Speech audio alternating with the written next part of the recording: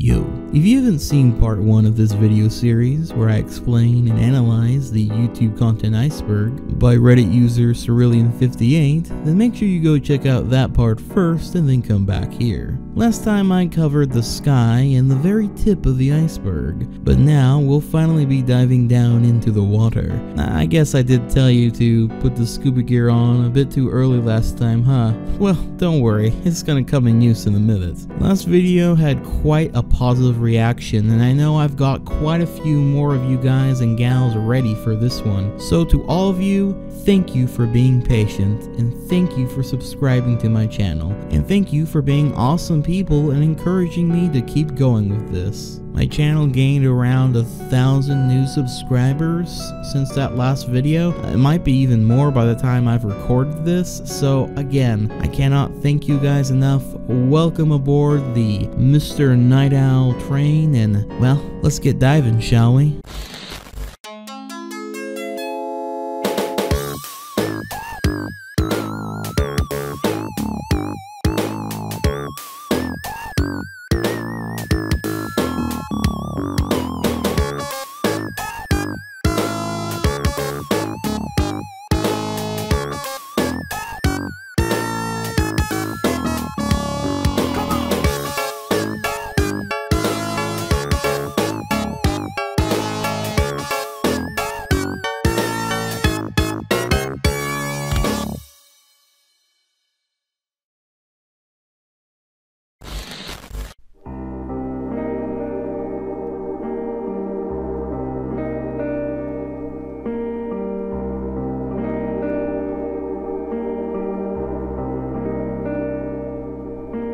Following up from last time, this tier will continue going over some creepypastas, popular horror videos and ARGs, as well as some semi-well-known but forgotten or far stranger controversies and stories connected to YouTube and its users.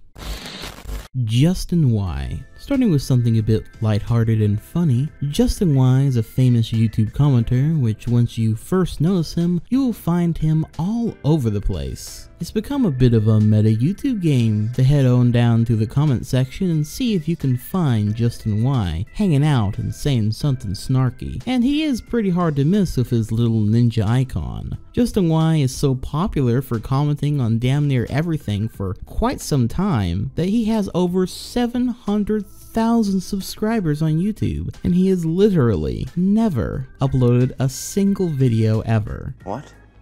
How can you do this? Quite the feat. He does say that he has since retired from his commenting days, or at least as much as he once did. Still, all the same, Justin Y is a legend on YouTube, the ninja that is ironically quite easily seen. Alan Tutorial. Alan Tutorial was a channel that seemed to be mocking the various how-to / crafty type channels and life hack type stuff that was quite popular at the time, like this video in which he shows us how to pick up a blue chair.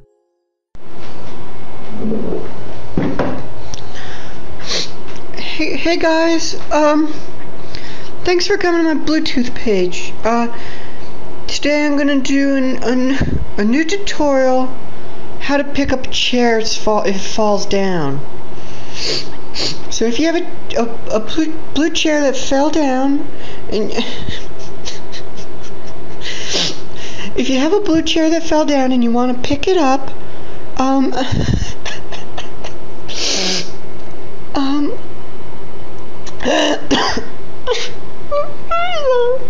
if you have a blue chair that fell down, first thing you gotta do is you get down to the level of the chair and you touch it. And then it's simple. First thing you need is just to lift. If the chair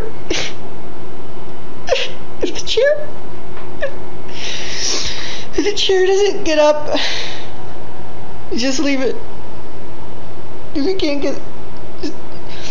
If you can't get the chair to pick up, you can try again by just getting your hand on it and giving a pull.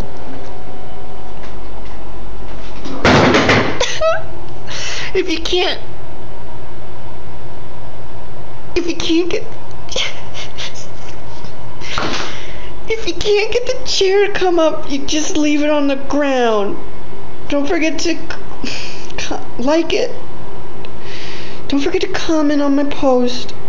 There's a strange sense of humor about the whole thing, in a similar vein to channels like How To Basic, though notably less chaotic than that channel. But what made Alan Tutorial ultimately far different from How To Basic, and in my opinion far more interesting, is that there was a larger narrative that unfolded throughout this series. In the first few videos, Alan teaches the viewer how to accomplish various mundane, weird, or useless tasks, until one video in which Alan is interrupted by a loud knock at the door. Shoot.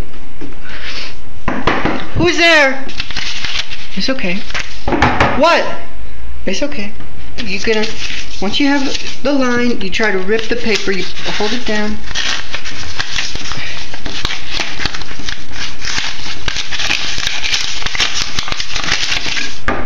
Stop! No, stop! Anyways, once you have it done, you just hold on, I'm doing a tutorial, almost done with the tutorial, let me just finish! Stop it! Stop! Stop! The next video sees Alan locked inside his closet, implying something sinister is afoot. Someone is looking for Alan for some reason. One thing leads to another, and eventually Alan finds himself locked outside of his house and traveling around for a couple videos until he is eventually captured by some unknown third party. Now, in their captivity, Alan continues his tutorial videos from within this sterile cell, his captors apparently giving him money for doing so. Hello, YouTube. Today I'm going to do a new tutorial. These are today we have a stapler little block, cool game, water, print out New York Times website. These are things you need for the tutorial, and measuring tape, Fatmax. First thing you got, Fatmax is a measuring tape. And first, all you gotta do is pull it out and push back in. So that's the tutorial. Thank guys. Don't forget to like, subscribe if you like the tutorial. Just comment on it and make a playlist, and we'll talk to you later. Thanks, guys. Bye. As the videos go on, Alan's living conditions continue to get worse and worse, the room beginning to get covered in filth and rubbish. Alan seems to want out, but all hope of escaping is seemingly lost for some time, as Alan falls deeper and deeper into madness, video by video. This all leads to a final video on the channel where we see Alan rummaging through his completely trashed room until he finds a small hole which he uses to break through the wall and finally escape the cell. Now, while this whole series can be taken at face value as just a strange tale of weird events, ultimately, much like the premise, the story seems to have a meta-narrative and theme that you can interpret a few different ways, but the way I personally interpret it is like this. The cell Alan eventually finds himself in is YouTube. Since the channel is mocking life hack and useless crafty channels, I believe the cell is the one that any YouTuber that makes what many might consider worthless or just simple trendy videos might find themselves in. No offense to those types of videos necessarily, but I'm sure we've all seen those videos that just re-upload the same kind of ASMR, crafting, kind of just useless stuff that does get lots of views but ultimately is replaceable, I suppose. The third party is also YouTube, or more likely Google in a sense, through Google AdSense, as they are the ones that are giving him money for showcasing worthless info and making these videos. And while it seems to be a pretty good deal at first, it also means that he is trapped making these videos that often amount to lying to their audience or provide no real value. Perhaps this is why the cell starts slowly getting more and more filthy as each lie or random thing or video starts building up around him. Going through this through line, I guess the main thesis of this series is trying to make is that YouTubers that make this shovelware content can get trapped in the promise of more YouTube money, which makes them keep producing more garbage for people to watch. Which, while not inherently bad, I think this series is very much clearly saying is not of any real value.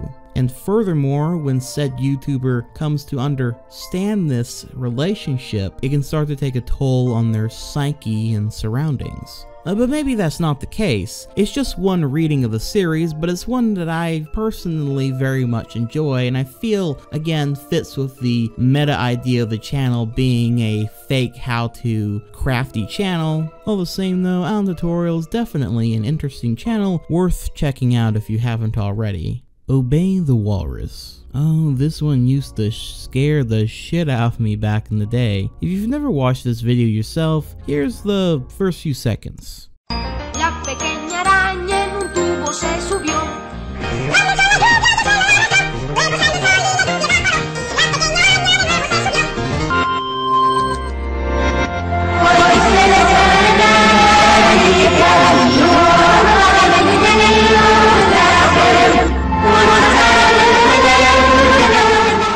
Yeah. According to the legend, this video, Obey the Walrus, known in Spanish as Obedece la Morosa, is a video that was allegedly created by a Latin American cult known as La Morosa, or the Walrus. And it is said that bad things happen after watching the video. However, the real story behind this video, as seen in the description of the video that now's there, reads, quote, "The woman featured in this video is actually old footage of an American born as Johnny Baima, who later obtained the stage name of Sadie Crisp, though she is more popularly known by her nickname Goddess Bunny. The Goddess Bunny obtained her figure when she contracted polio as a child. The Goddess Bunny has nothing to do with the cult of La Morosa. It is simply archived footage of her that has been edited and spread on the internet along with the stories of it being haunted for the sole purposes of making you shit bricks." Unquote. All that being said, even with the knowledge of where the video comes from, it is still edited in such a way that it is definitely a bit uncomfortable viewing at night. Nothing against Sadie Crisp, of course, the video just has an uncanny valley effect to it, with how it's edited together and presented. Though, even with all that explanation, it still never explains why Andros is at the beginning of the video though. "Hi Walter, I got a new girlfriend today." This one kind of speaks for itself. "Hi Walter, I was at the mall today and guess what happened? I met the most wonderful girl. We went shopping at JCPenney's and she tried on a lot of clothes. And she ended up buying a whole lot of them, you know what I mean? And then we decided to go and take a look at some of the jewelry at Kay Jewelers, and she picked out this most awesome necklace, the most amazing necklace I've ever seen. And I know she wanted me to buy it for her because she kept on looking at me and kept on giving me that look, you know the look. And then we got kind of tired of the mall and I brought her back to my place. And I know she hates cameras, Walter, but I'm gonna show you her anyways. You ready?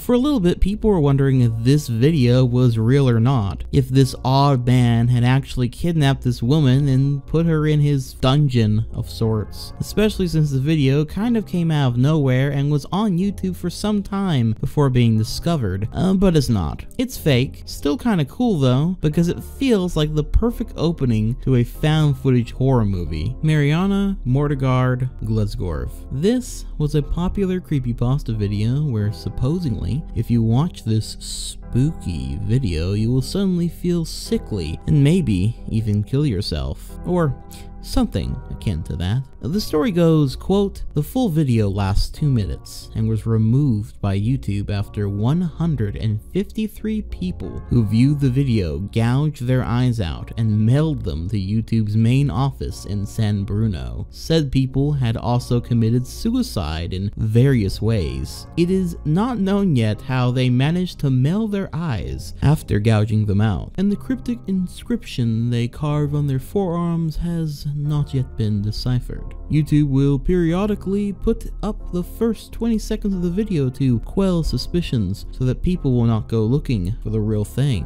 and upload it."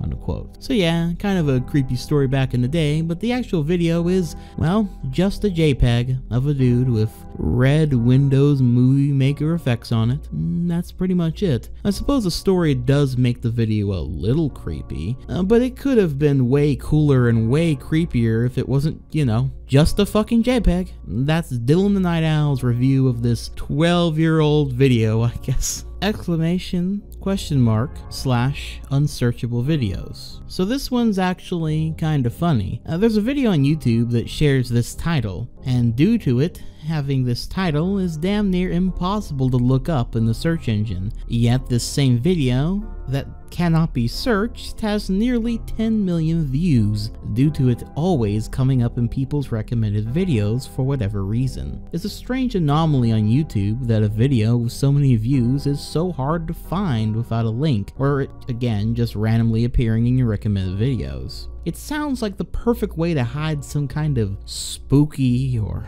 out there shit on YouTube, you know what I mean? But, all that being said, what does this strange abnormality of YouTube contain?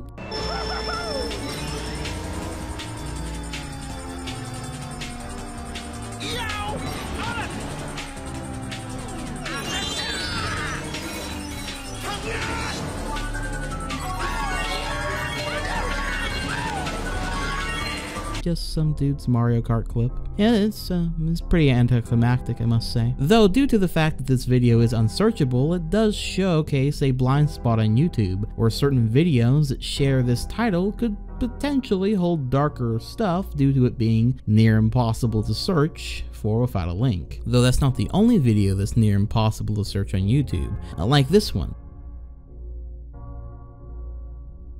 Or this one.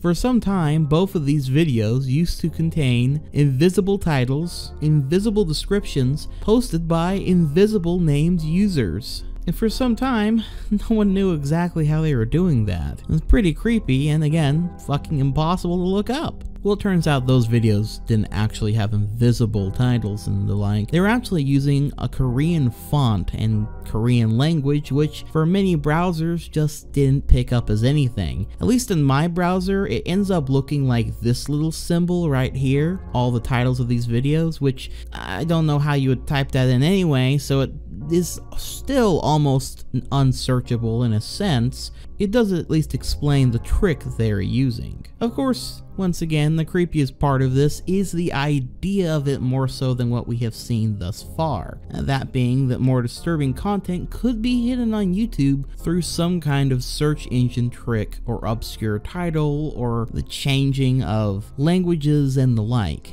Something we will be delving into more as we go forward. Minecraft. So this is supposedly the first Minecraft video ever made. A true trend starter, this one. Pilot Red Sun. Pilot Red Sun is a YouTube animation channel that is made up of crudely made cartoons that carry with them an ominous atmosphere.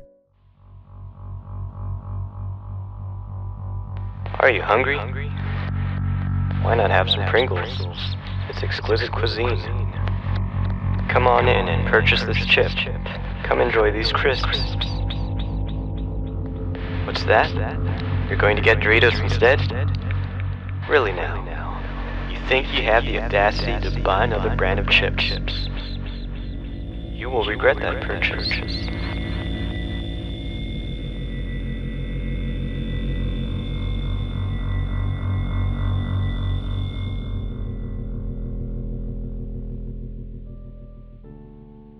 The channel itself is pretty fascinating. I would say the content is less creepy to me though, and more just unusually ethereal. A trippy, I guess, would be a good term for it. Definitely worth a comb over. Found one. Here is the best way to kill a spider.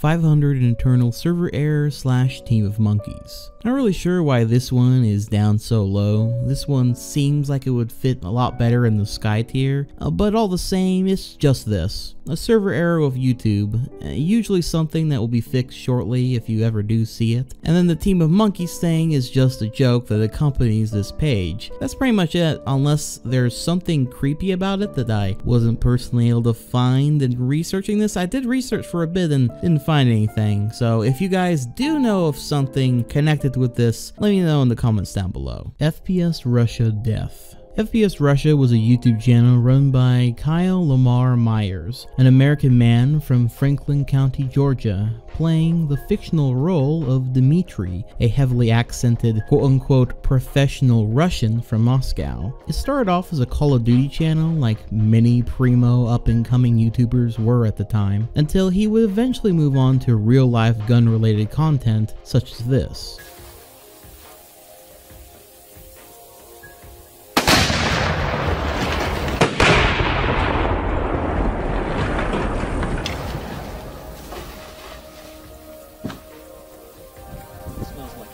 Each video would be this Dmitry character explaining the various characteristics and history behind a weapon, and then of course demonstrating its abilities on various random targets and tests, all with a punchy personality and sense of humor. Now, for as little as this channel is talked about nowadays, it cannot be understated just how popular it once was. FPS Russia was once the 3rd most subscribed to channel on all of YouTube at its peak. He even appeared in an ad for Call of Duty Black Ops 2 at the time. He was really all around. However, if you were now to go to his channel these days, you'll notice that it's been completely abandoned and has been that way for nearly 5 years. So what happened? Well, FPS Russia wasn't a one-man show. Kyle had a team of behind-the-scenes people and a full production team for his channel as a whole. One such example of this team would be Keith Ratcliffe, the owner of FPS Industries, a key member of FPS Russia's production team, and a strong advocate for the Second Amendment. Keith also helped in gaining access to the more rare and crazy weaponry that would be featured on the channel, being that he had the licenses for it that is quite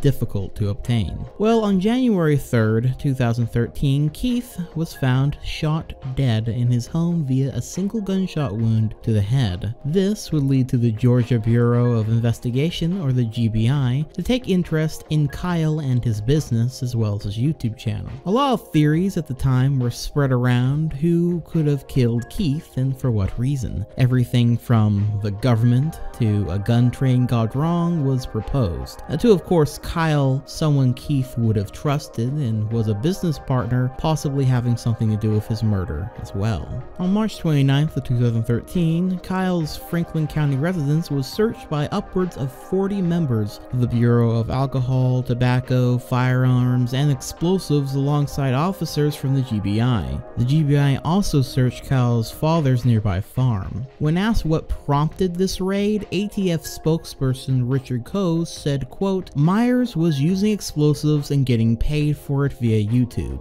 Unquote. While the local sheriff, on the other hand, said that the raid was related to the murder of Keith Ratcliffe. All this chaos led the channel to go into a 9-month hiatus before coming back on January of 2014, something which only brought more people to wonder what exactly happened to Keith. Kyle would continue to sporadically upload videos up until April 16th of 2016, when he would upload his last video, which was just him showing off a flamethrower before leaving without any real sense of goodbye. It's unclear why exactly he left his channel behind, but perhaps the YouTube apocalypse happening around this exact same time would have had something to do with it, since his channel was pretty much all surrounded around firearms and explosives, and that was pretty much gonna be a no-no no matter how you split it on YouTube. So perhaps That was it, and he just decided to move on from the channel while he was ahead. It's still very much a mystery what exactly happened to Keith though.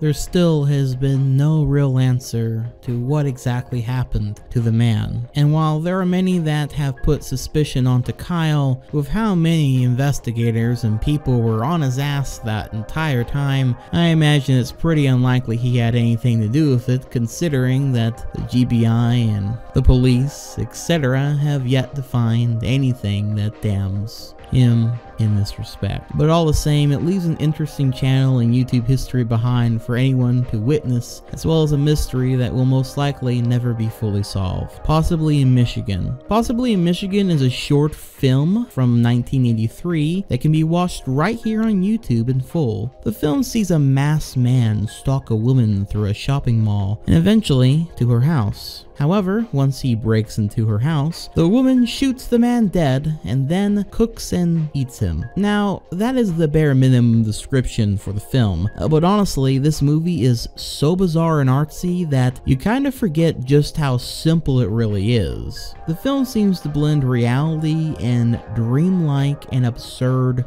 fantasy. The film has become rather famous over the years as a postmodern fairy tale about a woman's role in society and how both men and women are capable of terrible acts. It's a bit David Lynch-like and hard to fully do justice through my description alone, so if it sounds interesting to you at all, it's a 12-minute film and you can easily find it on YouTube for free, and of course it's linked down below. YouTube lawsuits. YouTube over the years has been smacked with many lawsuits, many having to do with copyright enforcement or somebody feeling as though that they've been discriminated against on the platform, and even ones from a video sharing site called Rumble Incorporated for, quote, abusing the power of its search engine, that being Google, and mobile operating system to boost its YouTube videos over the service of other rivals. It's pretty common actually, and I'm not going to go over all the times YouTube has had a lawsuit on their hands because it would take forever and it's also frankly pretty boring. And it usually doesn't really go much of anywhere, but yeah, that's about it. Witch found in Saudi Arabia. This is a supposed witch encounter from Saudi Arabia.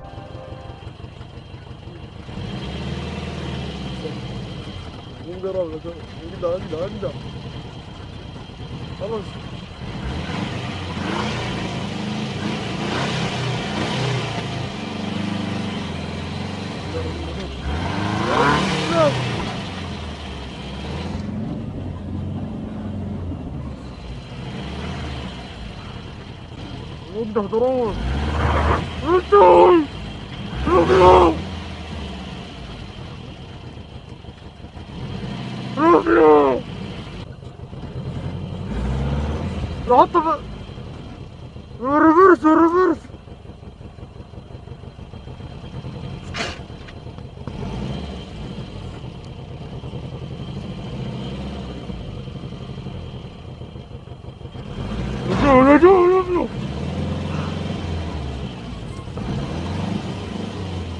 Look there! Look at the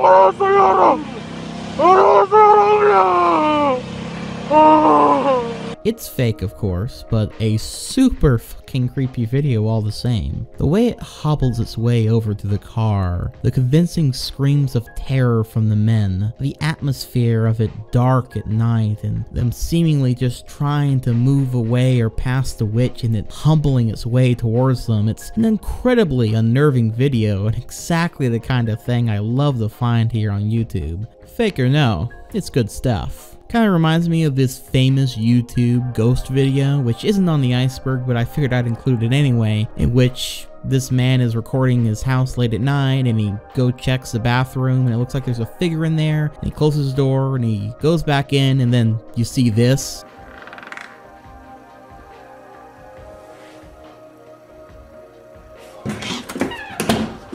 I mean, it's fake, yeah, but it's fucking super disturbing looking, and yeah, it's just a lot of fun to watch stuff like that. I used to do that all the time here on YouTube, just watch random ghost and demon encounters on YouTube. Fake or no, some of them can be pretty fucking good. Taya777/YouTube checkpoints. This is the checkpoint of YouTube, or at least a checkpoint of YouTube.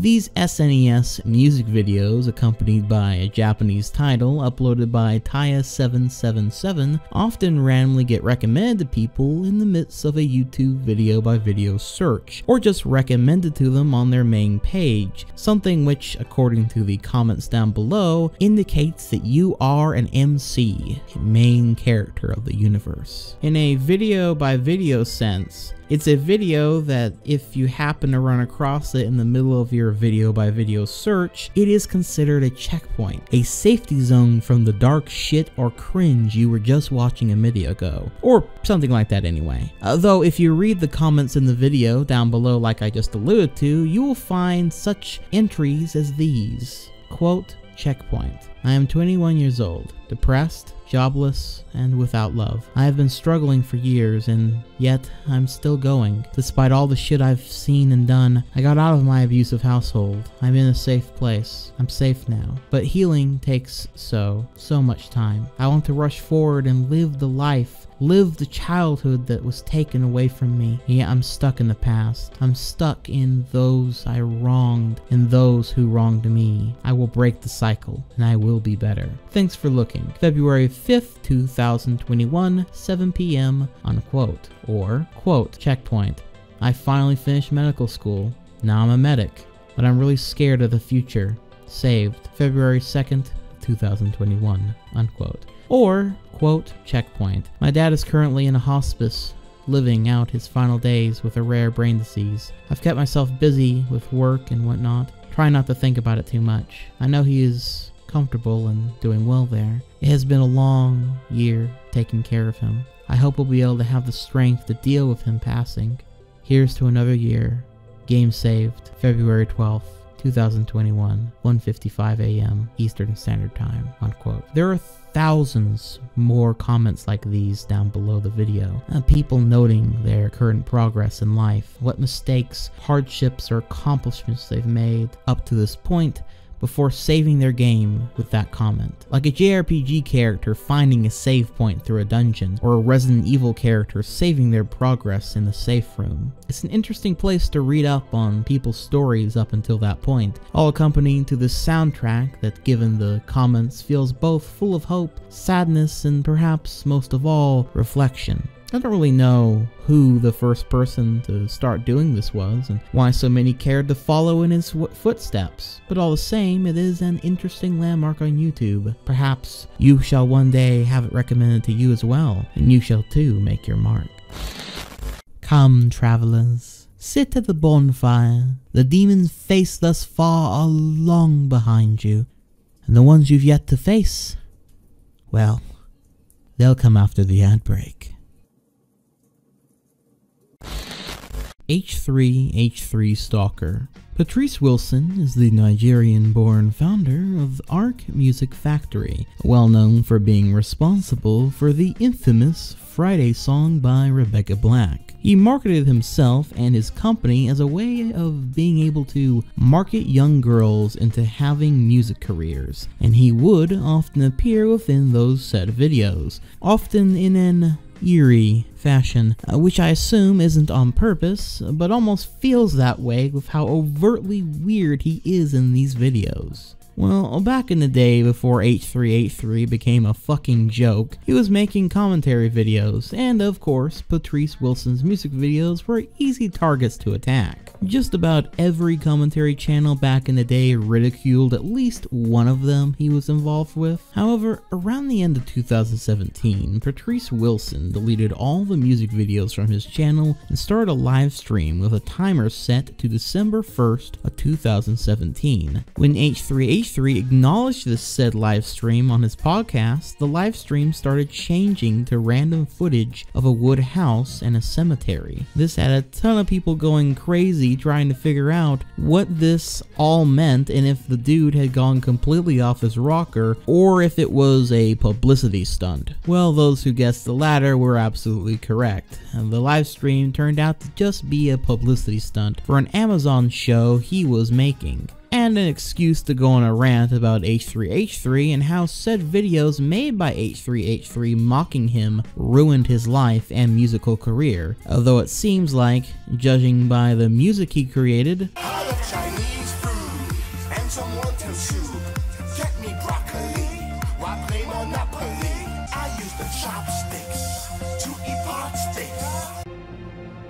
You have done that yourself. and yeah, that's pretty much it. Ash Vlogs. Ash Vlogs is a video series that starts out as a vlog-style video channel surrounding a girl by the name of Ash. It seemed to start out under this simple premise before eventually changing into a channel with an ongoing story about this girl being stalked by some mysterious group. It's a story that's very difficult to summarize here. In fact, I'm not even really going to attempt it because it is spread across several different social media platforms, as well as several different channels, etc. Whoa. Wonderful sound design. Whoa. This is a shitty prank.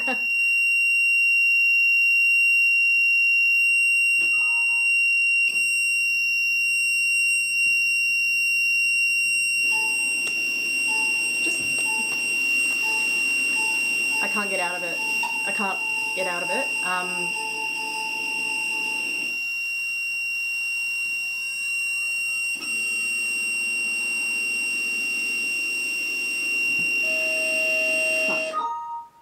Hello.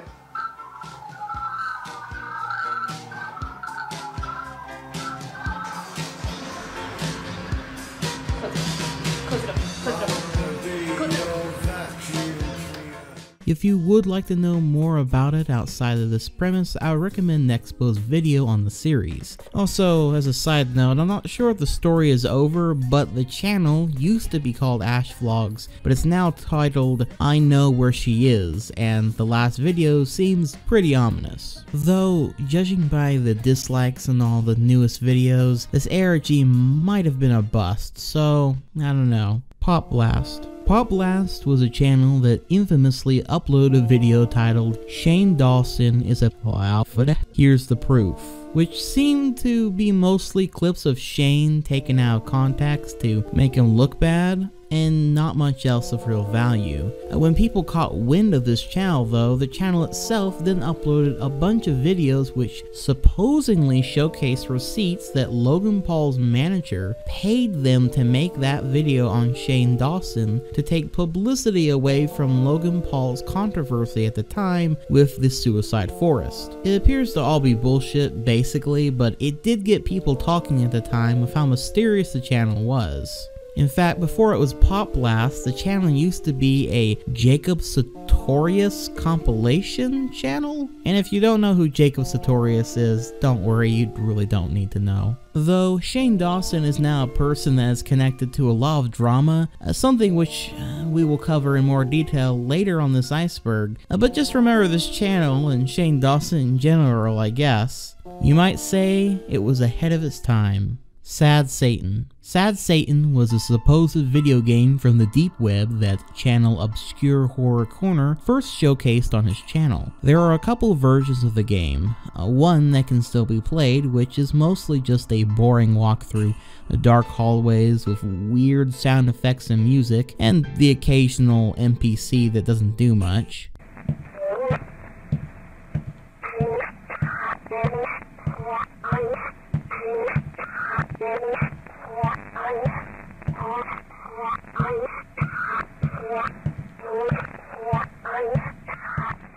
Then there's the one that no one should ever play, download, or do anything with ever, because it's the same game as that one, as the boring walk through the hallways game, but it also has actual images of real gore and which I have faith in my audience enough that I feel like I don't have to tell you just how fucking disgusting and evil that is. Then you have the version that Obscure Horror Corner played, which is just straight up not a game that exists. maybe outside of what he's showcasing here. I remember there being a ton of buzz around the game back in the day, and it was genuinely freaking people out that someone had made this game, that it was found in the deep web, that it was something darker, much more sinister than your average indie horror game. It really has all the makings of a perfect internet legend. How I remember getting caught up in it back in the day as well, and I'll never forget watching Mutahar play through the game and watching him dry heave from sickness at some point during the process. Fuck.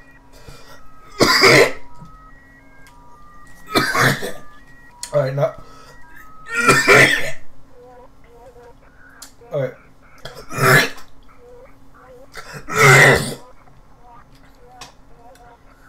That was an image of a person who's lost their fucking head. However, this all just turned out to be a way to market Obscure Horror Corner's channel and try to freak people out in a particularly awful way, which I think kind of backfired whenever people started wondering if the game was real and looking to Obscure Horror Corner, and yeah, anyone that downloaded that second version of the game was pretty fucking pissed, and I'm sure we're determined to find out exactly who was responsible for this. Which, in case you want to see the best theory I've seen on the topic of that, you can watch this excellent video by Mama Max. His videos are great in general just because of the editing style, but spoiler alert, it seems that the person that made the game was in fact a pretty disgusting individual, and in fact seemed to be the same guy that ran Obscure Horror Corner, also uploaded the version of the game that had all that content in it. But yeah, the whole story about this coming from the deep web and shit, all fake, but all the same, quite the macabre tale. Arabic YouTube. People have found out about a new strange side of YouTube that all have Arabic titles, many of them having the same title. A woman who claims to be the Virgin Mary as married to Christ, which if you happen to look up specifically will pull you down a rabbit hole of creepy videos, shitposts, and random stuff with no real correlation.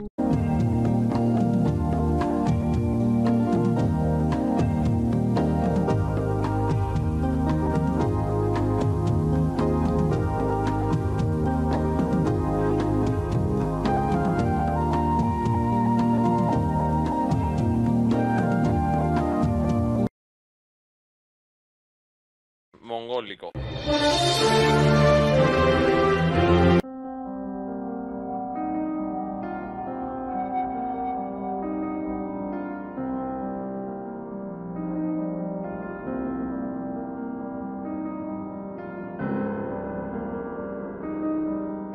Creepy stuff, some of that, and I'm not exactly sure why this came about, but all the same, it's an interesting rabbit hole of videos to look at. There are also some claims that through looking up Arabic titles, you can find videos that have actual gore or violence within them. I have not personally found any of that on YouTube, unless it could have been up and it was taken down, but no specific examples have ever been given as far as I know, just all these weird videos, conspiracy videos. This one includes a pretty large pool of content. Probably millions of videos realistically. All the same though, I'm sure we have all gone down a rabbit hole at least once in our life, looking at videos about the reverse lyrics of songs we like, or subliminal messages, or possibly even darker topics such as major world tragedies, events, government dealings, business dealings, etc. It can be pretty interesting, especially if you consider how YouTube gives access to even the craziest theories out there, making for a wild ride, or even a rather sobering one depending on how deep you go and where exactly you go. While I can't point to any specific videos here, I do want to shout out a YouTuber by the name of Wendigoon, whose channel I will happily link down below. Wendigoon covers all sorts of dark and interesting topics in his videos, videos, and lately he has been making iceberg videos, and damn good ones at that. If you're interested in crazy or even plausible or interesting conspiracy theories, you'll want to sub to him and check out his Conspiracy Theory Iceberg series, which is probably the biggest iceberg on any topic ever made. He's also covered the SCP iceberg, a Star Wars iceberg, and my personal favorite outside the conspiracy theory one, the Disturbing Movies iceberg, which is quite the trip, I'll tell ya. He's one of the guys who inspired me to try at making an iceberg video myself, and yeah, I'll shut up now, but if you like this video, you'll probably like his stuff as well. But back to the iceberg. Terry Davis / Temple OS. If you've never heard of Terry Davis and his custom-made operating system, Temple OS, then I strongly recommend you go watch Fred Knudson's Down the Rabbit Hole video on the topic.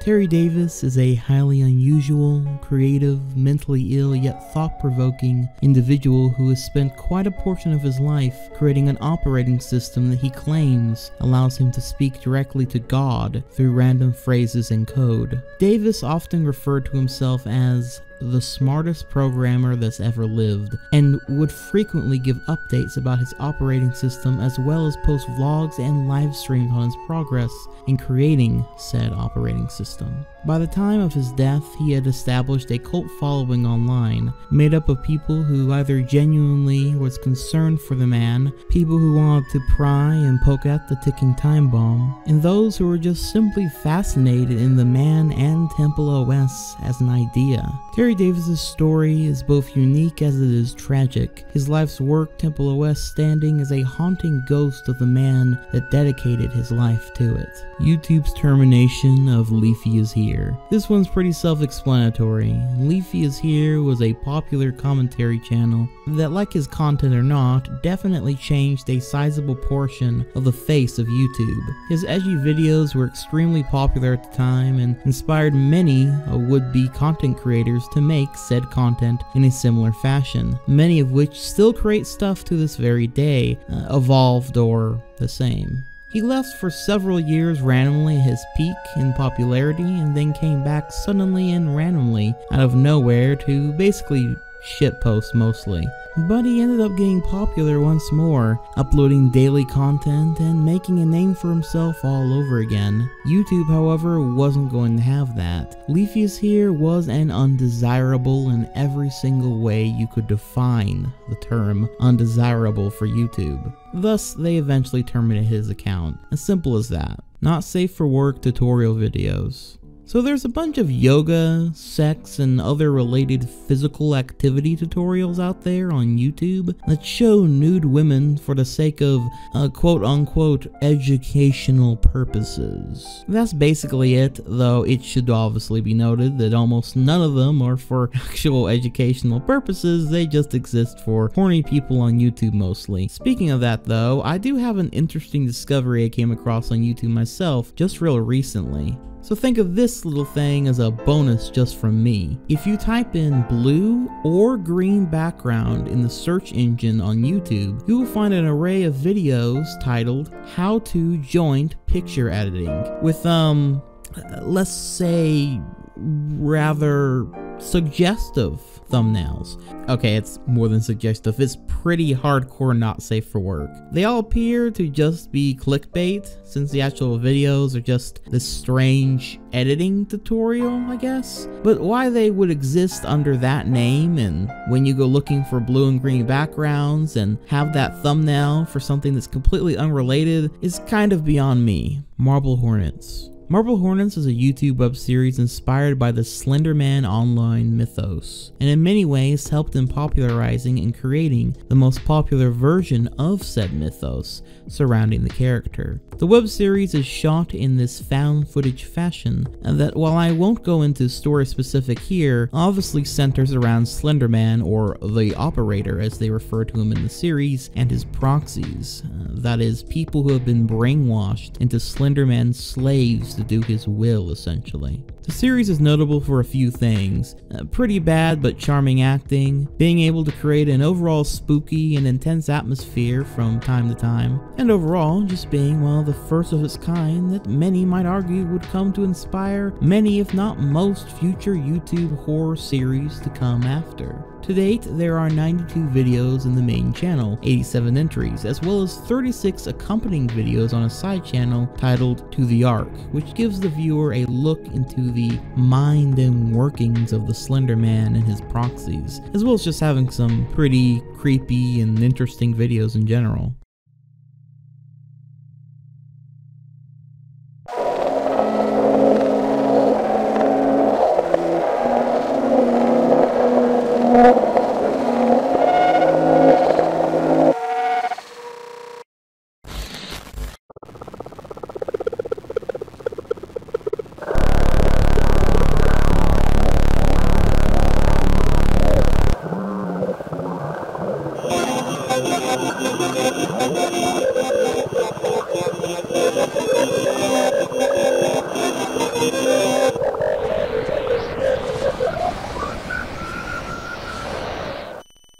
Marble Hornets is still revered for being quite ahead of its time, something that can't be said for its film spin-off, Always Watching, a Marble Hornet story, which I won't get into here, obviously, but needless to say, the film didn't live up to the web series, despite having a far larger budget. What a waste.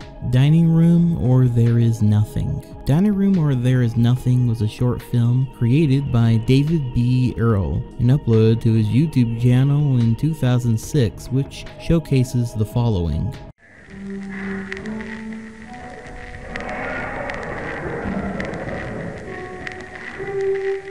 Там си red.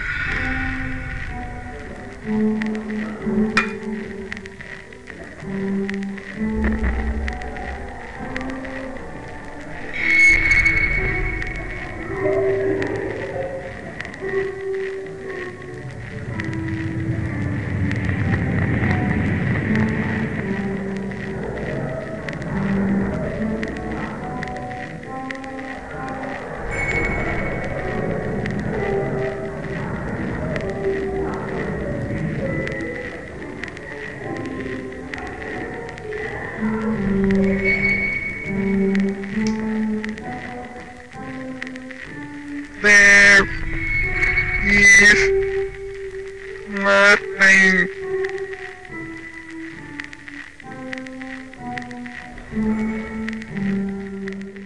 The video is quite creepy and one of the earliest examples of YouTube horror. The video was actually meant to be played in a loop indefinitely as well. There is something about the way that woman stares at me that truly makes me feel as if she is staring past me. It's quite disturbing in that sense, but there's not much more to it than that. It's just mainly a classic YouTube horror video. I almost feel nostalgic looking at it now. Austin Jones. Austin Jones was a musician who was active as a YouTuber from 2007 to 2017. In that time, he accumulated around 540,000 subscribers and over 20 million video views. Well, quite the following. Things were going well for Jones up until it was discovered that he had been contacting multiple underage female fans, each time persuading the girls to twerk on video for him, giving her directions how to perform the act while being recorded. When this came to light, Jones uploaded a video titled Setting the Record Straight, where he admitted to that the allegations were correct and apologized for his actions, while denying that nudity was involved in any of the videos he recorded or any of the webcam conversations as those that came forward had alleged. His words turned out to be complete bullshit, however, because on June 12, 2017, Jones was arrested by agents of the U.S. Immigration and Customs Homeland Security investigations on 2 counts of producing once in 2016 and once in 2017. This was the proof that he did indeed persuade the underage girls to do far more than just twerk. Not that that is okay, mind you, but yeah, what he did was far worse. This resulted in his YouTube channel being terminated by YouTube, and on May 3rd, 2019, Jones was sentenced to 10 years in federal prison for receipt of Jones was a person who used his power he gained through his music career to manipulate underage girls into doing whatever he wanted of them. And for that, I think we can all be happy that his ass is in prison where it belongs. Dad. Oh boy. This one's gonna be a lot to cover, but I'll try my best. Dad is a surreal horror comedy and ARG hosted here on YouTube, produced by comedian Nathan Barnett. The character of Dad, as played by Barnett, is this, well,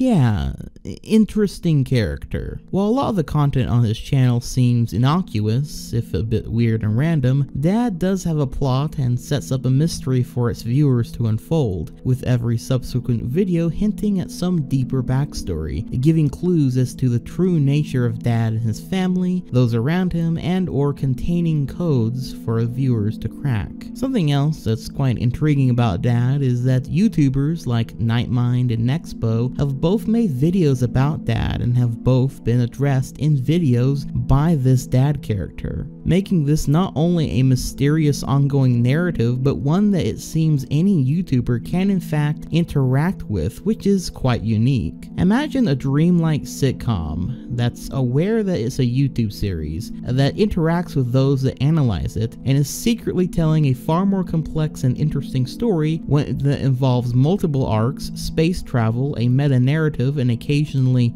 music videos. And that would basically describe Dad. A real trip, man. It would be quite difficult to describe the whole story here, however, which I'm not even going to attempt to do. It's full of twists and turns that you kind of have to pay attention and needs a little bit of elaboration to really make sense. It's honestly a rabbit hole that if any of this has sounded interesting to you at all, I'd recommend going watching for yourself. It's unlike anything else I've personally seen on YouTube, as it's not exactly horror, although it has some elements of that in there. It's just very unique. If you don't want to jump in blind and kind of know what you're getting into before watching it though, I'd say Nexpo and or Nightmind's videos on the topic are good places to start getting your feet wet with the series.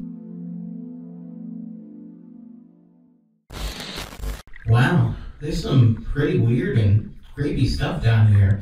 But what'd you say you and me dive a little deeper, huh? You aren't scared, are you?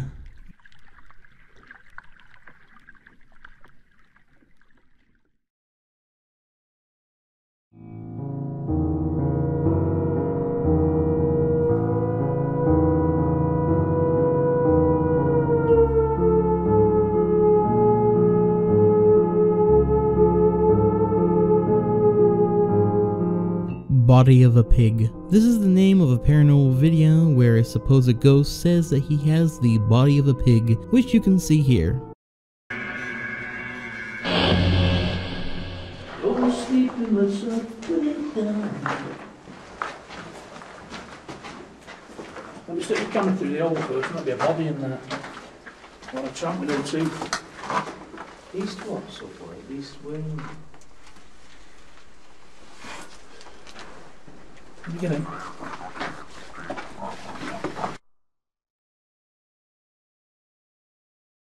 Let me get in. Get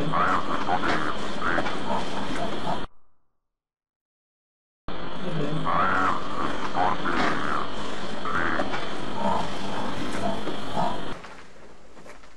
Jesus, look at that, mate. It's exactly like the one over there, look. Misty. Right underneath, isn't it?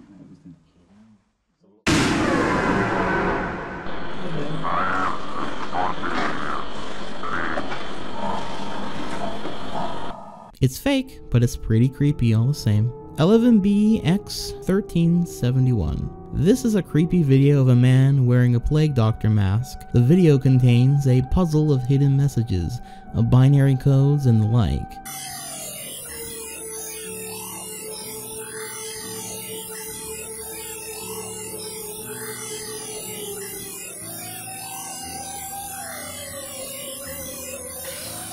This video got widespread attention when it was discovered that within the video's codes is a direct threat on the United States president, of whom was Barack Obama at the time, which got the FBI involved as this was looking more and more like a terrorist threat. In the end though, the video was revealed to be an art project and nothing more, but it really had people going for a while. Treats for Beasts. Treats for Beasts is a channel that's been uploading since 2009, with their premiere video being uploaded September 26 of that year entitled Who Wants to Gnaw on Human Bones?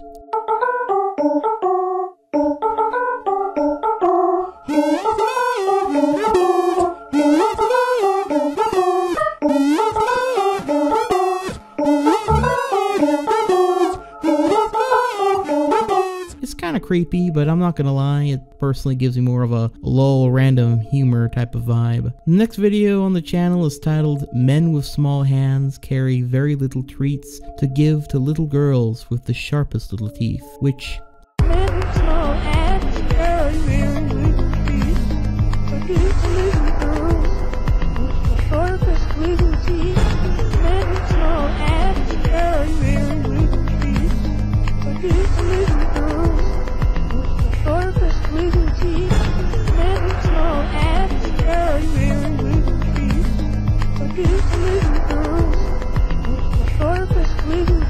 I mean, yeah, I guess. There would be a few more videos like this that seem to repeat the words of the title in a slightly ominous manner, oftentimes connected with crudely made animations and the like. The videos would also start to take on more of a message as they went on, clearly mocking Christianity and perhaps religion as a whole with a sort of edgy sort of snark. He also made an album, I guess, titled Hymns for Him, which, I'm gonna be honest, is basically the same fucking joke over and over again. That being that he's pretending to be a Christian singer singing about God and stuff. It's kind of unique in that the atmosphere is extremely, unique.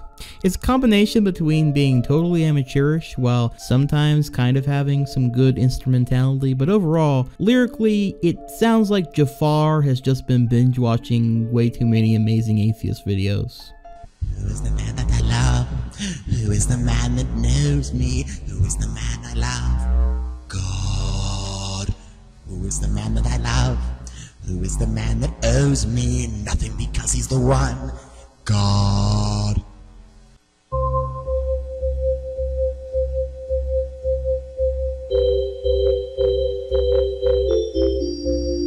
Dum dum dum dum dum dum dum dum. Da da da da da da da da. Scoo doo doo doo doo doo doo doo. I could go on and on with a lot of the stuff that he's uploaded. It's weird, experimental, edgy stuff, which I suppose is only fitting that the man's most popular video by far then follows all these same traits, simply titled Beasts. I am the beast that cuts the meat. Now that they're dead, you can sink in your teeth. I am the beast that grows the wheat.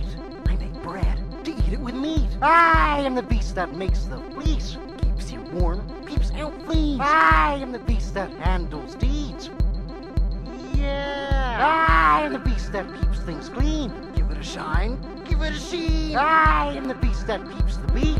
Shake those hips, let me see. I am the beast that keeps the peace. Get out of line, and you'll get some of these. I am the beast that likes to breach. Don't face your problems, resort to belief. I am the beast that chops down trees. They're put here for us so we can do as we please. I am the beast that sails the seas. I find new lines to claim for the beast. Yeah, I think the message is pretty consistent here. The channel is called Treats for Beasts for a reason, because the beasts are humans and we are the beasts enjoying these video treats, etc. There's more to this channel, including some more ambitious stuff that he's done recently in the form of some short movies and the like, but I'll leave the rest for you to go discover if you want to see it. It's an interesting and at times rather creepy channel that's definitely worth at least a look, even if I don't personally agree with his overall nihilistic message. Satan's Sphinx. Satan's Sphinx is a creepypasta usually connected with this image about a film that was supposedly blacklisted by the US government that showcased flashing images of real dead bodies and other disturbing material.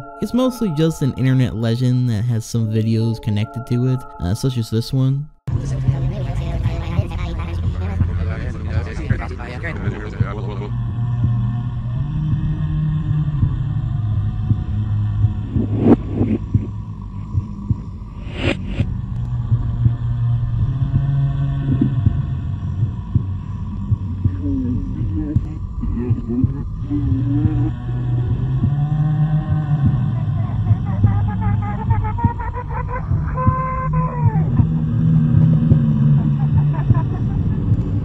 but ultimately the film is fake. There were some rumors about being on the deep web, but again, that's just to try and add to the mythos of the legend. It doesn't actually exist, but all the same, it is a pretty decent creepypasta. Homunculus videos. A Russian channel made a series of videos on how to make a homunculus.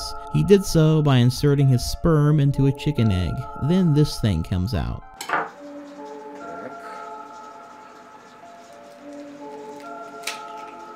Опа. По всему он себя чувствует не очень хорошо, но все-таки жив, потому что вот некоторые шевеления.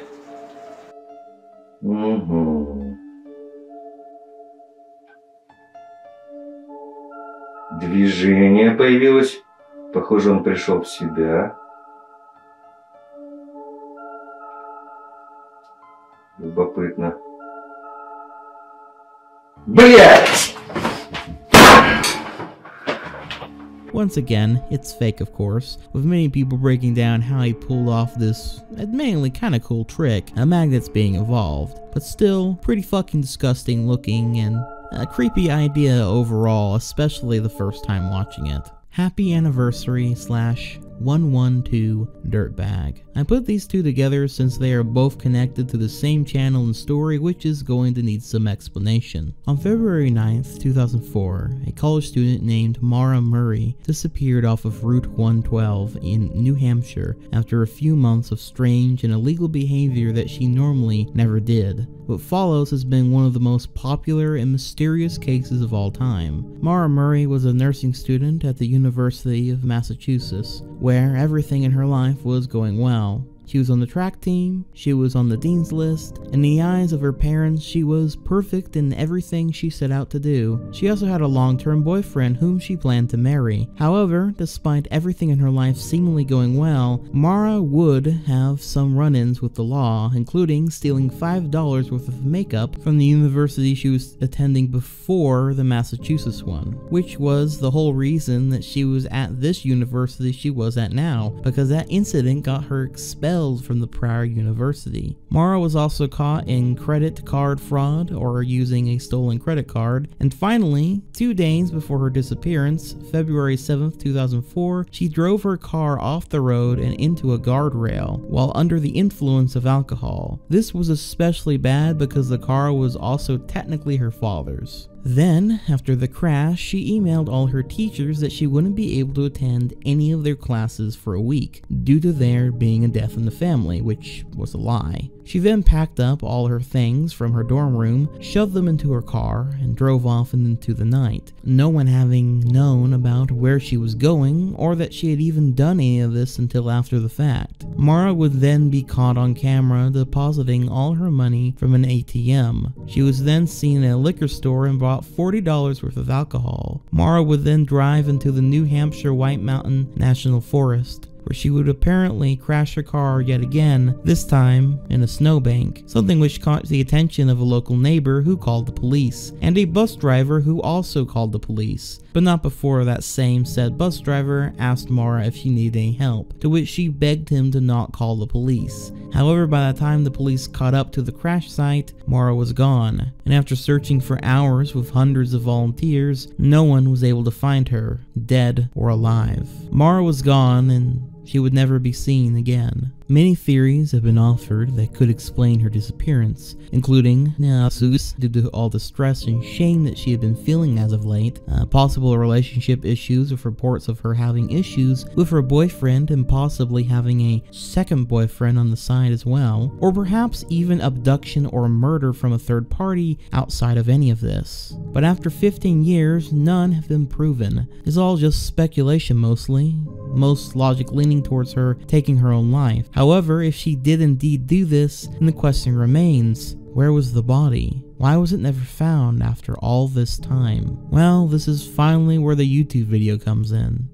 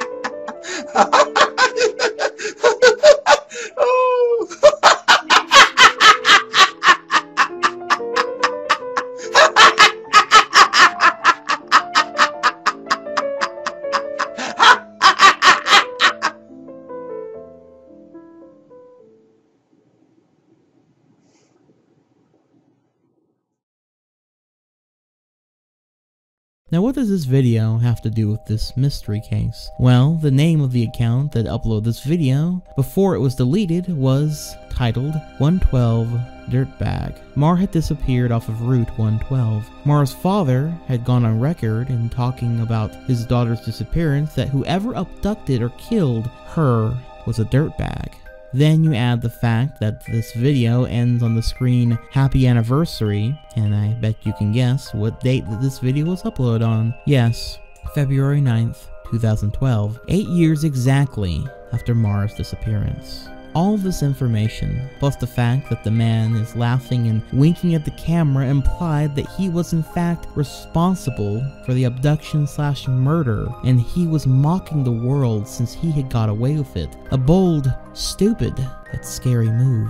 However, people eventually found out this man's identity, his name being Alden Holes Olsen, and when police looked into him, they found out that he had no real connection to the case of Mara. In fact, Olsen has a blog dedicated to trying to find out the truth of the mystery, and apparently this whole video and stunt was done so that more eyes could get back on the case of Mara's disappearance, which is a really fucking weird and creepy way to do it, but I guess his goal was accomplished. It did get a lot more people talking about this case and disappearance. All the same though, it is a creepy video and story, and despite it getting more people talking about the tragic tale, I'd say it's in pretty bad fucking taste to pretend to be the murderer behind the death of a real person. But hey, that's just me. Mr. Anime. Mr. Anime, or Trey Eric Sessler, was one of the first few anime-related YouTube channels on the platform. He made a name for himself online for his anime reviews and his straightforward personality.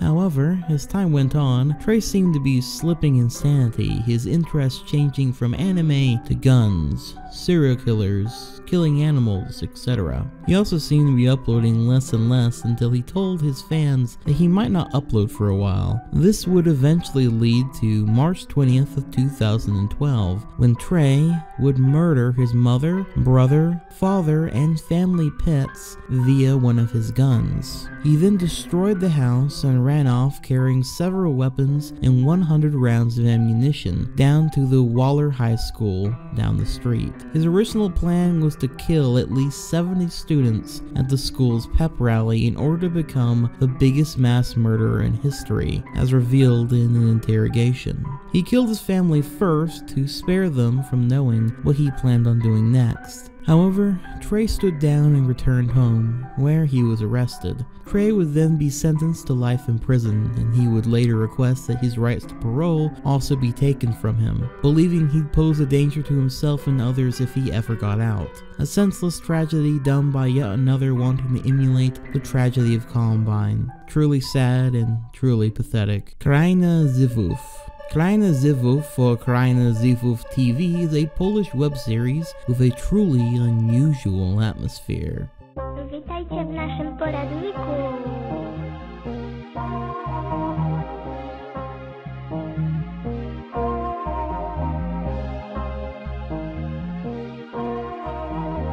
W dzisiejszym odcinku dowiecie się, jak skuteczniej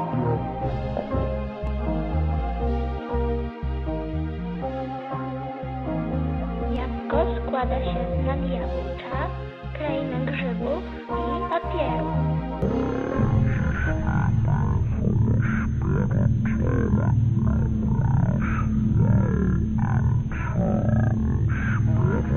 Ale my się tym nie przejmujemy.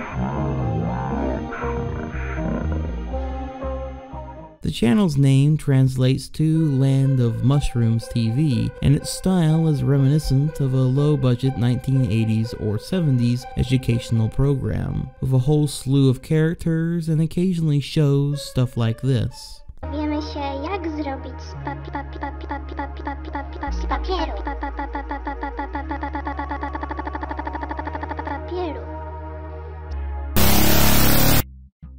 Będziemy potrzebować. If this all sounds interesting to you, I'd recommend you go check it out for yourself, and probably, unless you're Polish, watch the Nexpo video covering the channel in detail. For a bit more context of what exactly is going on, it's already a very trippy and confusing series as it is, let alone the language barrier. It might as well be from a different planet. Oh, and I know I keep sending you guys off to Nexpo in this video in particular, but what can I say, the dude makes great videos on these kind of topics, weird series and mysteries, so if you haven't already, be sure to check his stuff out. Not that he really needs a shout out from me, but all the same, if you like this kind of stuff and want to know more details about it, he's a good channel for kind of getting in-depth dives in it. Onision and Shane Dawson accusations. Popular YouTuber slash weirdo Shane Dawson and local pretentious edgelord Onision have both been accused of or grooming of minors. There's honestly a lot of sides and layers to the drama on both ends, but luckily both have been very well documented by this point. So if you're interested in knowing about these claims in vivid detail, as in like 6 hours worth of detail, there's plenty out there to take a peek at. PTETTube. PTETTube, or PETIT Tube, is a website that randomly plays a single video from YouTube that has less than 100 views, showcasing only the truly obscure side of YouTube. While most of the videos are a fairly mundane affair, you do get the occasional truly unnerving bit of content, things that feel just off, or are downright disturbing in nature. It's pretty fun to see what you can randomly find through there. If you do get the chance to use it, I'd recommend you give it a whirl. While most of your search will probably be really random family videos, other little compilations, and just kind of monotonous, mundane, boring shit, to be quite fair, you never know what you might uncover. Sitting and smiling. This one's a dude's art project slash therapy thing where he sits in front of a camera and smiles for up to 8 hours. He was so dedicated to this bit that he once pissed himself on camera, and on another occasion, he sat perfectly still while someone was literally breaking into his house. It's actually pretty funny imagining what the robber's reaction must have been. Besides that though, it's kinda just a guy sitting and smiling, not much more to it than that. You have 30 days to pay me $5 million. In 2011, a mysterious video titled "You Have 30 Days to Pay Me $5 Million" was uploaded by a channel named Now I Know that showed camera footage from an RC car that went into one of the shafts of the Pyramid of Giza before suddenly being cut off. The uploader said if he didn't receive $5 million within 30 days, he would upload the full video for everyone to see, implying some sinister or mind-blowing secret was further within. Well, by the end of the 30 days, this was the footage that was shown.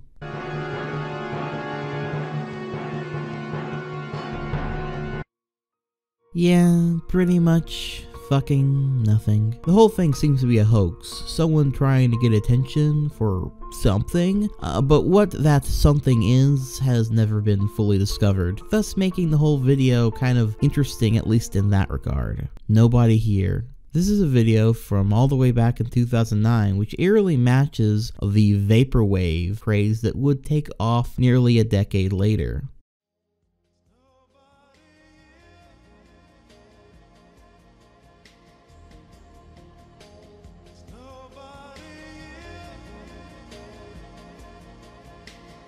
Ah, yeah, baby, that's the good stuff. It's putting me into a trance. Let's just hang out here for a minute while an ad plays on the video.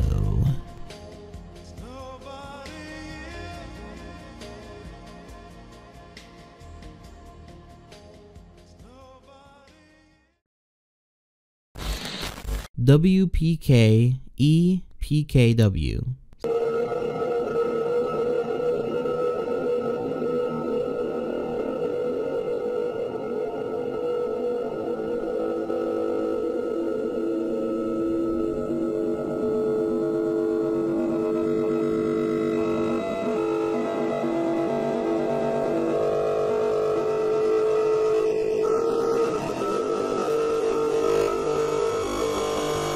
So this video is supposed to be cursed, kind of like the Mariana Mortegard-Glezgoff video from before. The story goes, if you search for this video on YouTube, it won't usually give you the right results for it, but if it does show up for you and you watch the video all the way through, the blurred image which the video consists of will randomly appear on your desktop or computer in general, thus giving you a virus or cursing you to see that blurred image forever or something. I don't fucking know, man. It's fake, okay? But it did have a accompanying video piece which you've probably been watching on screen right now, which showcases someone having the virus. So that is kind of cool that they went through the effort to do that. That's a lot more than obviously the Mariana Mortegard-Glezgoff did. So I'll give them that. It's just too bad the video itself is just kind of a blurred image.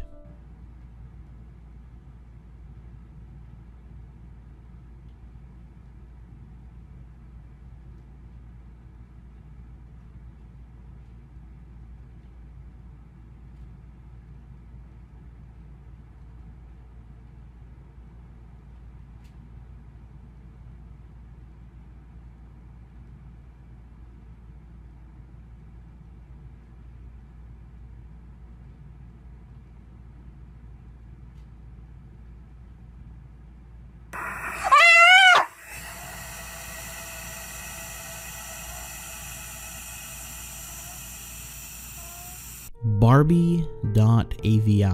This video is connected to an old creepypasta, one of the first ones as far as I remember, about a guy who finds a video on an old laptop titled Barbie.avi that depicts a woman being interviewed by someone behind the camera, and whom grows increasingly distressed as the video goes on, before cutting suddenly to a shot of train tracks that happen to be near where the protagonist's house is. So he goes to the train tracks only to find an abandoned house nearby, which after he enters he hears a moan from inside, and he runs away from that place, never to return. I know I summarized the creepypasta pretty fast there, but believe me when I say it's one of the better ones out there if you want to give it a read. It leaves a lot to the imagination, and while the ending is a little anticlimactic, something about the guy hearing a moan from the house of what might be kidnappers and their victim and him running the fuck out of there and to never return sounds much more realistic than somebody following the moans, which is what most creepypastas would do.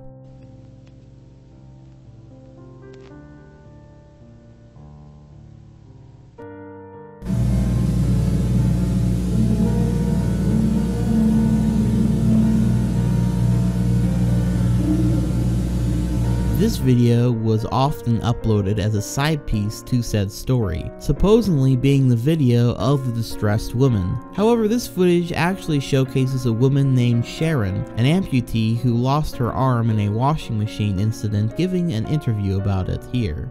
And of course has no real connection to said creepypasta. Though it should be noted that it took internet sleuths years to find the origin of this video and the context for it, so kudos to them. Peluchin Entertainment. Peluchin Entertainment is a Chile-run channel from a teenager named Matthias, who was 15 at the time of a terrible incident. Before this incident, this kid was making your typical dumb content on YouTube, a kid playing with his plushies, making let's plays of Five Nights at Freddy's, etc. Well, at some point, Matthias would upload a video showcasing his new kitty named Jason, which he would later say in a future video died in a terrible accident. However, this wasn't the case. Matthias had actually gotten into a fight with one of his friends on the WhatsApp and decided in retaliation to fucking kill his cat on video and send it to them. For obvious reasons, I won't be showing that, nor can it be found on YouTube anyway, nor will I describe it because it is quite terrible. But from description alone, what this kid did to that cat was unspeakably cruel. this video would eventually be leaked online, and as a result, people who had the misfortune of seeing the video for themselves took action into their own hands to dox the kid. The kid would eventually have his YouTube account terminated, and while it seemed he wasn't punished, mostly due to him being a minor, his reputation certainly was ruined. It's never a good sign from such a young age to find it funny to slowly torture and beat animals to death. So I hope his parents got that boy some therapy, or at the very least keep a very close eye on him after what he did, because what he did was beyond fucking disgusting and evil. Eratus. Eratus is one of the most popular 4chan X mysteries around, with countless videos online covering it all and trying to make any sense of it. While the mystery is complex and weird enough, a journey that it's worth watching a full video on it if you haven't already, well, the simple answer to it that's gonna kinda spoil it all, I suppose, is it was all just a failed alternate reality game or ARG by the band KFC Murder Chicks. I could go through all the twists and turns of the mystery, including a YouTube channel disappearing, which still hasn't been solved, by the way, so that's pretty weird, and various other channels producing cryptic messages, including one that apparently wasn't involved with the KFC Murder Chicks, that was just this other weird thing, but for the most part it was all just a failed ARG. Channel Toxologist made a pretty good short video explaining it all, though I highly recommend you watch Nexpo's or Atrocity Guy's videos on the matter first, again, just for a very creepy and interesting rabbit hole, and there is still a channel and things involved in it that still are mysterious that we don't know all the answers to, so there is still some mystery and intrigue to be there, even if you know the answer is ultimately a little anticlimactic. Period search. Similar to the Arabic YouTube entry from earlier, typing in a simple period into the YouTube search bar brings up some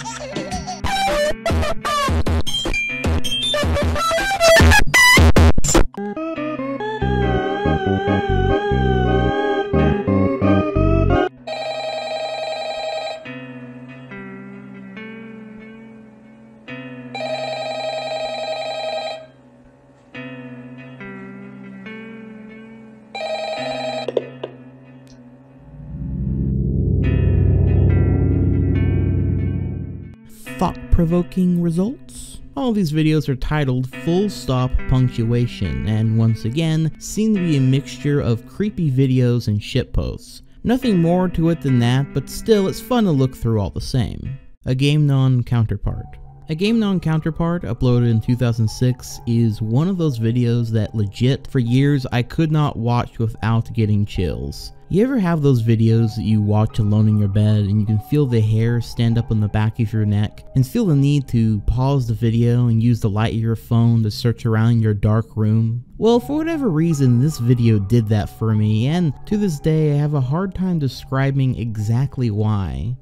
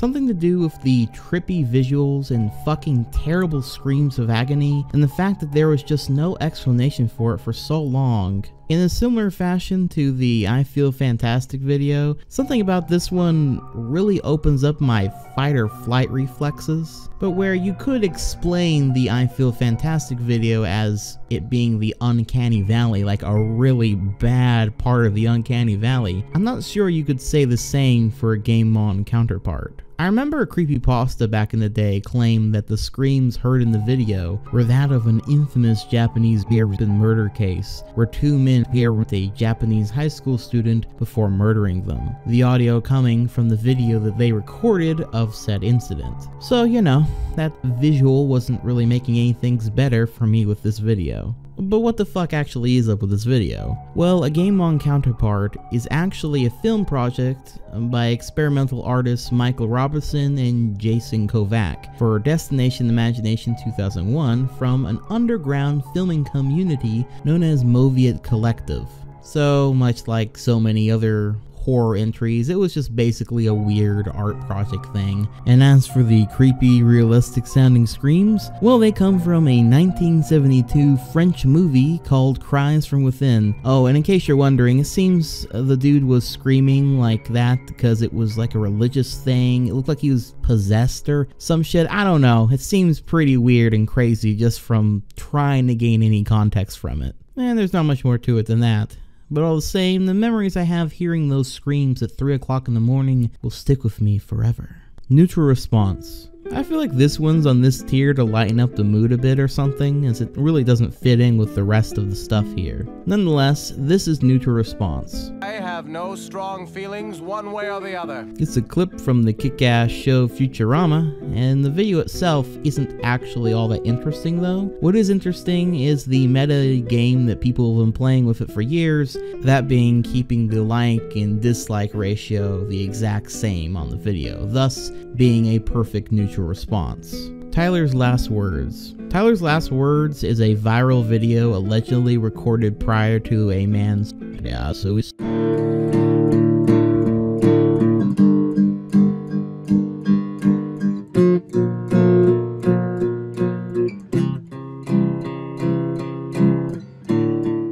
It was uploaded on September 9th of 2011 and shows a young man singing a melancholic song dedicated to a person named Victoria. After he finishes, he aims a handgun towards his head, at which point the video abruptly ends. This made the rounds on YouTube for a while, with people wondering if it was real or not, and yeah, like most things, it was fake. If you want to know the deets, I'd go watch the Scare Theater video on the topic, but once again, the TLDR is it seems to be a failed way of getting attention for this band. Channel hijacking. So this one is more general, but over the years there have been hacker groups and various individuals who have hijacked YouTube channels. There are some specific examples later on in the iceberg, but yeah, it's a thing that has happened, that's pretty much it. Mumkey Jones. Mumkey Jones, who now goes by Simian Jimmy after YouTube kicked him off of the platform, is a comedy channel run by Tyler Millard. Mumkey is most known for his videos about spree killer Elliot Rodger, Mumkey's Declassified Survival Guide, and the Mumkey's Anime Reviews. On December 11, 2018, his channel was terminated for violating YouTube's community guidelines, though this reasoning remains controversial, with the main reason seemingly being that he talked about Elliot Rodger, a man well known for being an incel, and his YouTube channel and manifesto that documented his insufferable ideas and thoughts, as well as his killing spree, which unfortunately has inspired quite a few crazy people as well. Well, Mumkey Jones made fun of this dude and read through the guy's manifesto and documented the man's mentality and insanity. Elliot Rodger was constantly the butt of the joke in all these videos, and I think the main idea here was to take away power and mystique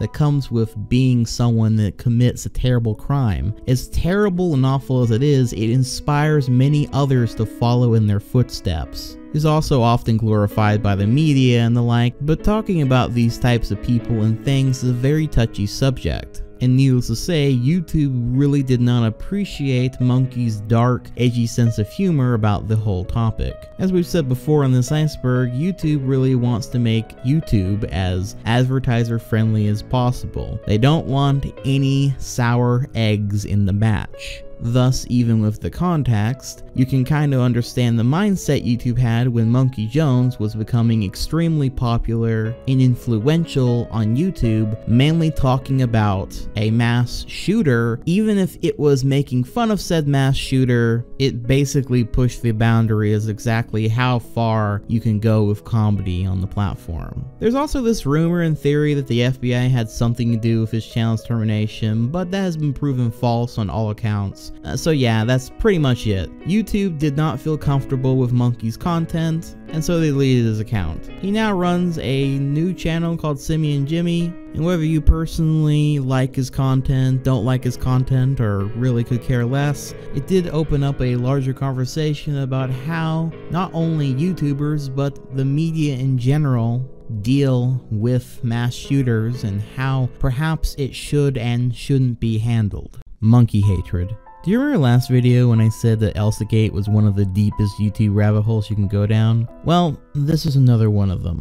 This is, by far, one of the most bizarre, disturbing, and puzzling YouTube-related rabbit holes I have ever come across, and the more I look into it, the stranger it gets. Basically, there are a bunch of channels on YouTube creating playlists like quote-unquote satisfying monkey torture, or I hate monkeys, or monkey hate, or fuck you monkey, and literally dozens more, all containing videos that are mostly just monkeys being monkeys. Sometimes there are videos where baby monkeys are crying or getting upset at another monkey or something like that. Most are on the up and up, but not all of them. There are also videos of dead monkeys or hurt monkeys, usually through some animal killing it or just kind of nature stuff really. The worst of them being videos in which a car might run over a monkey in Cambodia. But far odder is that under all these videos, you'll find a ton of comments describing how ugly the monkey is, or the various ways they would torture or kill the monkeys, in particular, baby monkeys. Only thing this scene needs for perfection is a baseball bat beating. Soon as it screamed, I wanted nothing more than to stomp this whiny shit with ski boots. Good job, kid, but you need to learn to finish the vermin off. I think I'm going to get one and experiment on it, but torture the shit out of it in the process. It will be lots of fun until I get tired of the sounds it makes. Stick a nail in its butt, then listen to it scream. Break both of its legs, but only one of its arms so it flops around aimlessly. Next step is putting its head in a vise, getting a pair of pliers and pulling its tongue out. Release it from the vise, and watch it screaming and gurgling in agony as it rolls around, trying to find its tongue and put it back in. Once you get bored of it, crush its skull with a pipe wrench. This is how it should be done. It's fucking inexplicable. I feel like I need a shower after reading all that shit, actually. On top of that, there are now channels dedicated to uploading content that's catered toward this crowd of monkey haters. Even if the content itself seems innocent, the video titles, channel branding, etc. are all targeting this surprisingly large audience of people. I think what gets me more than anything is that many of the profiles that are commenting these terrible things have profile pictures and full names. Like, they are more than proud of showcasing who they are, with no fear of others knowing they fantasize about hurting and torturing or killing baby monkeys. So, why does this exist? Well, no one really knows the true answer. Some of the theories are as follows. Number 1, he's an elaborate troll, which might sound plausible until you realize that this has been going on for years now, with thousands of videos and playlists being made around it, not to mention all the comments and YouTube accounts dedicated to following this shit. If this were a troll, it would be the longest and most elaborate form of trolling the world has ever seen. Number 2. These videos are a strange conduit for Twitter to get off to. Think about it. These people are obsessed with watching innocent baby monkeys suffer and love imagining what they would do if they had one to torture, maim, and kill themselves. It seems there is innately some sort of connection to wanting to destroy a helpless, innocent creature, which I'm sure I don't have to explain to you how many would connect this with Slav. Number 3, the other theory is that these people have some sort of childhood trauma with these monkeys, something deeply rooted in that they now fear monkeys to such a degree that they rejoice in watching them suffer, though the degree to which they hate these monkeys, literally wanting to torture them, even if they had a bad childhood experience, that's extreme. Of course, they could all just be sociopaths or a mixture of all these things altogether, honestly. But overall, it still has mostly everyone befuddled as to why it exists and if there is indeed something even more sinister behind it. Unlike Elsagate, where the theories can go quite sinister, there is at least a baseline theory of it's just for fucking money, which at the end of the day can make some sort of sense. Sometimes that's all it comes down to is money. But with monkey hate, these YouTube channels making these playlists, YouTube channels catering towards these people, and all the comments connected to it, there doesn't really seem to be any rhyme or reason to do this, thus making it a mystery that we may never solve.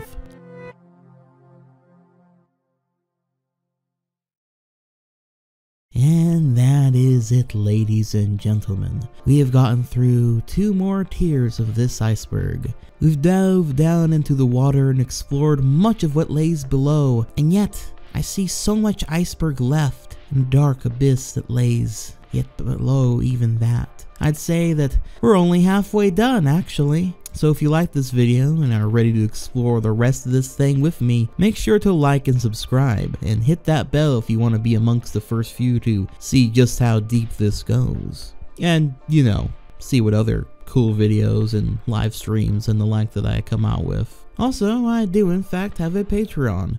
No one's subscribed to it yet, but if you want to be amongst the first few to support me there and have some exclusive content, I'll be forever in your debt. But with all that being said, thank you all for watching, and until next time, this has been Dylan the Night Owl, flying off.